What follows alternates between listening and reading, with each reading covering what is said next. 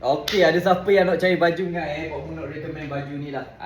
Jersiku. Kain dia sedap pakai, kain dia selesa dan kain dia dok panas. Boleh main tengah panas pakai sedap wah. Ni saiz M. Dia sebenarnya saiz dia agak fit lah. Kalau siapa yang badan S, ambil saiz M. Siapa yang badan L, cuba ambil SL sebab dia fit sikit. Sebab perempuan biasa pakai saiz M ni M, tapi M ni dia fit sikit. Okey, dia ada siap penutup kepala dan juga ada penutup mulut sekali. Yang boleh tutup mulut macam ni. Okey, jadi kalau saya nak tengok baju ni, jap Pak Mu cuba pakai dekat patung ni. Okey, baju ni harga dia murah je, 20 lebih je. Kain dia sedap. Bukannya boleh pakai ringan air saja. Nak pergi jogging ke, hiking ke, nak pergi camping ke, semua boleh hari dia.